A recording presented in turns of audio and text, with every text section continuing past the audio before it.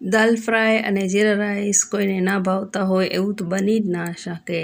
દરેકને પસંદ પડે તેવા દાલ ફ્રાય અને જીરા રાઈસની રેસીપી લઈને આવી છું. Hello everyone, welcome to my home kitchen.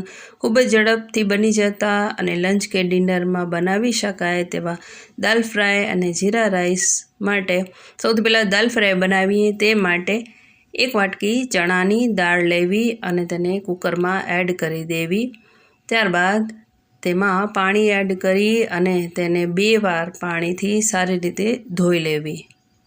હવે તેમાં 2 ગ્લાસ જેટલું પાણી એડ કરી દઈએ અને બટાકાની મેં છાલ કાઢી લીધી છે, તો તે છાલ કાઢેલું બટાકું તે કુકરમાં એડ કરી દઈએ.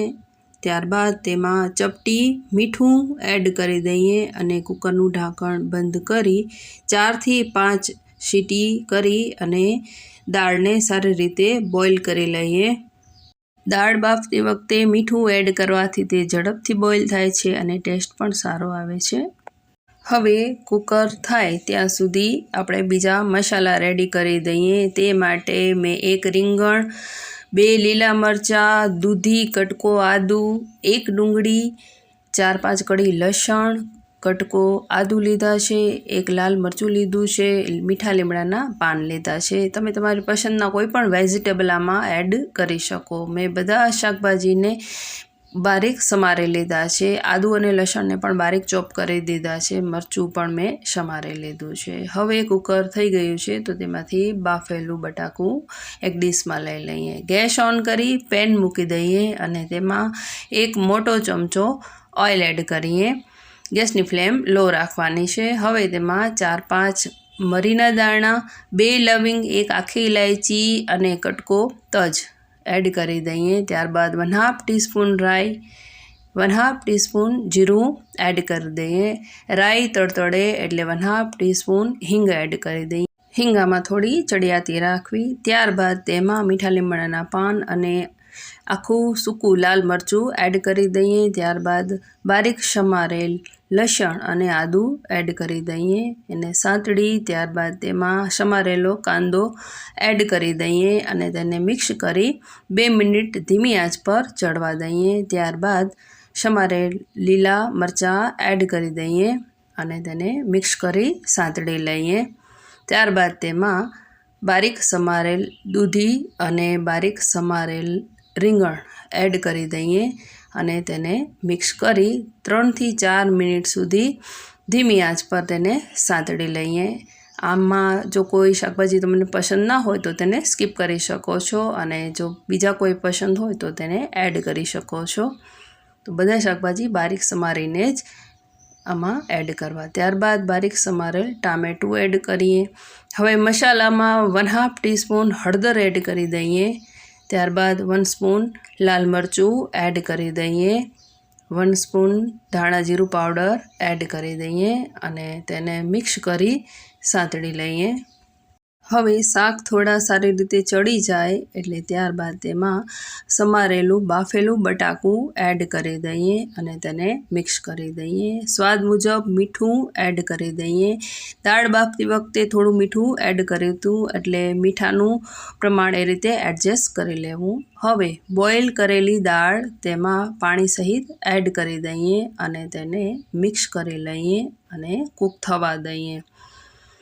હવે તેમાં જરૂર મુજબ પાણી એડ કરીએ. અત્યારે મેં 1 ગ્લાસ જેટલું પાણી એડ કર્યું છે. તમે આ દાળને જે રીતે થિકનેસ રાખવા માંગતા હો એ મુજબ 1/2 ગ્લાસ કે 1 ગ્લાસ પાણી એડ કરી શકો.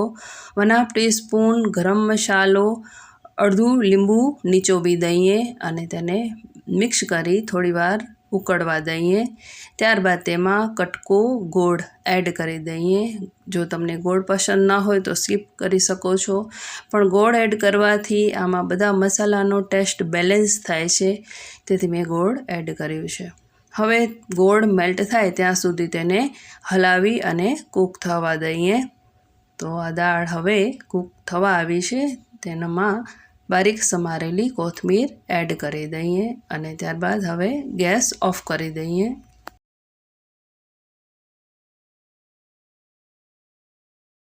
તો આ મિક્સ વેજ દાલ ફ્રાય રેડી છે. હવે તેને ઉતારી લઈએ. મિક્સ વેજ દાલ ફ્રાય બહુ જ ટેસ્ટી લાગે છે। જુઓ તેનો કલર, તેનો ટેક્સચર, તેની થિકનેસ પરફેક્ટ લાગે છે ને। આ દાલ ફ્રાય સાથે જીરા રાઈસનું કોમ્બિનેશન બેસ્ટ છે। તે માટે મેં બાસમતી રાઈસ કૂક કરી દીધા છે।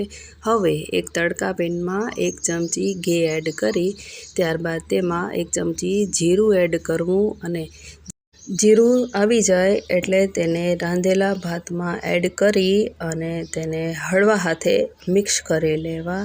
તમે જે પણ રાઈસ ખાતા હો તેનો ઉપયોગ કરી શકો। અત્યારે મેં બાસમતી રાઈસ બનાવ્યા છે તો તેમાં આ રીતે જીરું એડ કરી દેવાથી તે ખૂબ જ ટેસ્ટી બને છે અને જીરા રાઈસ રેડી થાય છે। હવે તેને સર્વ કરીએ। જીરા રાઈસ સાથે દાલ ફ્રાય અને તેની સાથે સલાડ, છાશ, પરાઠા આ બધાનું બહુ જ બેસ્ટ કોમ્બિનેશન બને છે। પરફેક્ટ ડિનર, પરફેક્ટ લંચ માટે બનાવી શકાય તેવી આ રેસિપીનો વિડીયો તમને કેવો લાગ્યો મને કોમેન્ટ કરજો। રોજ નવી રેસિપી જોવા યુટ્યુબમાં મારી ચેનલને સબસ્ક્રાઈબ કરજો। ફેસબુકમાં રશ્મિ પોમલ કિચનને ફોલો કરજો।